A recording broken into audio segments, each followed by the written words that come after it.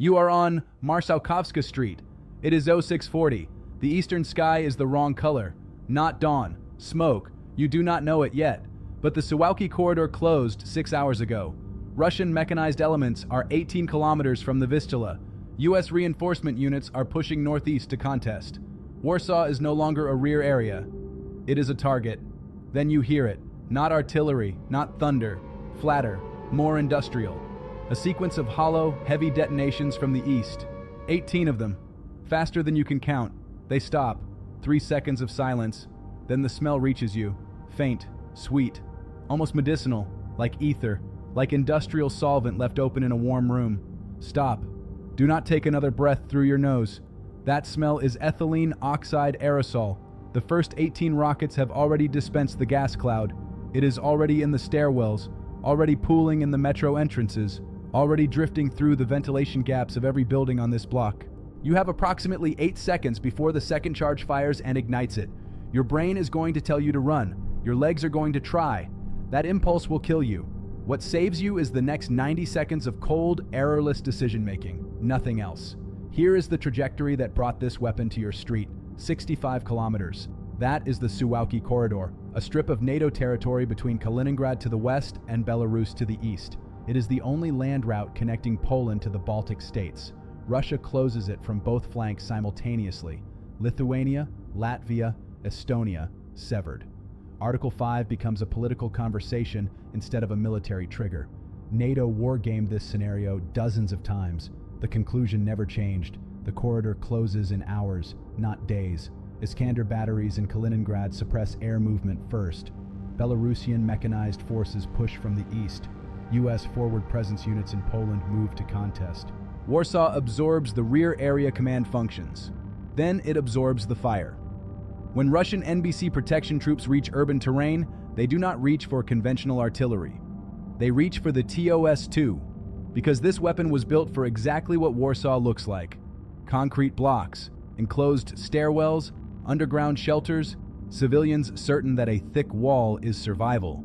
The TOS-2 was designed to enter every one of those spaces, then to remove the oxygen from them. Russia already tested this doctrine. In Grozny, in Syria, in Ukraine, every city where the population sheltered in place and trusted the architecture failed them. Every time. The TOS-2, 18 220mm launch tubes on a wheeled Ural chassis, automated fire control, laser rangefinder, satellite navigation. It positions on unprepared ground. It fires all 18 rockets in under 6 seconds. It displaces before your counter-battery radar finishes processing the launch signature. It carries its own reload crane. No support vehicle, no tether, it operates alone, and it moves fast. The warhead carries no shrapnel, there is no fragmentation radius, no safe distance outside a blast cone. The warhead aerosolizes a fuel-air explosive compound under pressure, ethylene oxide, atomized into a fine mist. The cloud enters every gap it finds, open windows, ventilation intakes, the gap under your door, the stairwell shaft. It has no color. At kill concentrations, it has that faint, sweet ether smell. When you smell it, the gas is already in your lungs. Then the second charge fires. 3,000 degrees Celsius at the ignition core, 400 pounds per square inch of overpressure, omnidirectional. That is what kills you, and you cannot armor against it. I have heard soldiers say their level 4 ceramic plates will protect them. Let me be precise about why they are wrong. Ceramic plates stop bullets. They stop fragments. They were not engineered for overpressure dynamics. The pressure wave is omnidirectional. It wraps around your armor. It enters through your neck, your armpits, your groin, your back, every gap simultaneously. The ceramic plate at your chest then becomes the problem. It becomes a rigid backstop. The wave compresses your thoracic cavity against it while hitting every other surface of your body from every other angle at the same time. Your rib cage becomes a vise. Your lungs are air-filled tissue at a massive pressure differential interface. They do not fail. They tear internally. No exit wound, no blood on the floor, just a soldier who looks intact and is not breathing. I reviewed battle damage assessment footage from Mosul in 2017. Iraqi Army TOS-1A strike on an ISIS-held residential block. The soldiers who cleared the building afterward described it the same way every time. Bodies in defensive positions, no visible trauma, no blood. The air had simply been removed from the equation. I looked at those images for a long time. I have not stopped looking at them. The oxygen depletion mechanism runs in parallel with the pressure kill. The oxidation reaction consumes available atmospheric oxygen across the entire strike envelope. If the pressure leaves you alive, asphyxiation begins immediately. You are breathing. The air no longer supports respiration. You are breathing yourself to death. Now, the Patriot battery 50 kilometers to the northwest, the AN MPQ-65 radar, the MIM-104 interceptor. Forget it. TOS-2 rockets are short-range, low-altitude, unguided. Their entire flight profile exists below the Patriot's minimum engagement altitude. They cross the radar's terrain masking threshold in seconds. The engagement window does not exist. The operators are not incompetent. The physics does not allow an intercept. That is the math. There is no negotiating with it. The gas is heavier than air. It descends. It pools at the lowest point it can reach. Basements fill first. Warsaw's metro, Centrum Station, Świętokrzyska platform becomes a gas trap within minutes of a strike in the surrounding blocks. The crowd running toward the metro entrance is running toward the highest gas concentration in the city. Do not follow them. Go up. Second floor. 1 floor above grade. Not higher. The overpressure wave travels through the foundation. Prone on a ground floor surface, the shock transmits through the concrete directly into your sternum. Second floor breaks that transfer path. Higher than second floor, you enter the glass curtain wall zones of the modern commercial towers. I reviewed satellite imagery of thermobaric overpressure impact on glass-faced residential blocks in Aleppo, 2016. Every window on the facing side detonated inward simultaneously. Not broken, detonated. The glass became a horizontal fragmentation event directed at everything breathing inside the floor.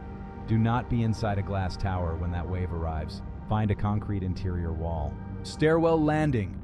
Plumbing chase. Warsaw's Soviet-era Wielka Płyta blocks have cast concrete load-bearing interior panels. Get behind one. Seal the door gap with whatever fabric you can reach. Keep your mouth open. Clenched jaw concentrates the pressure differential at your inner ear and orbital structures. Do not press your chest against the floor. Do not move for 10 minutes after the last detonation. When you move, you need a mask first. Full-face CBRN respirator with 100 combination filter. Without it, residual aerosol vapor and combustion byproducts will chemically burn your pulmonary lining. You will feel functional for 20 minutes, then you will not. If you have no mask, wet cloth over your nose and mouth buys partial filtration, not a solution, buys movement time, move fast. Minimize exposure duration, step into the street, 3 assessments, in sequence, do not skip any. First, wind direction, feel the air on your face, move against it. The aerosol cloud drifts downwind, you move upwind, you move west. Second, building integrity. Look at the facade of the structure you sheltered in. Spalling concrete, cracked load-bearing panels. If the structure is compromised, clear it immediately. Delayed secondary collapse will bury you.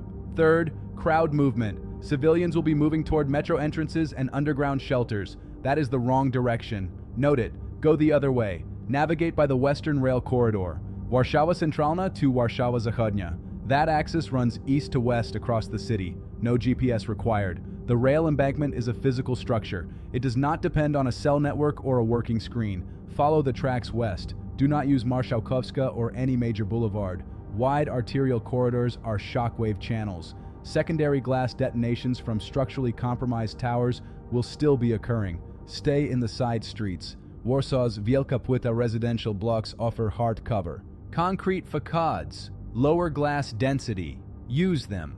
The U.S. Embassy is at Aleje Ujazdowski 29, roughly 2 kilometers south of Centralna. That number belongs in your head before you need it. When the grid is dead, your phone is dead, and the street signs are under debris, you navigate by block count and compass heading. South from the rail line, 2 kilometers, black iron perimeter fence, guard post. It will be staffed. Do not stop for people lying on the ground who show no visible injuries. I know how that sounds. But a thermobaric victim with no external trauma is already dead. The pressure tore the interior. There is nothing you can do. Stopping wastes the time you need to stay alive.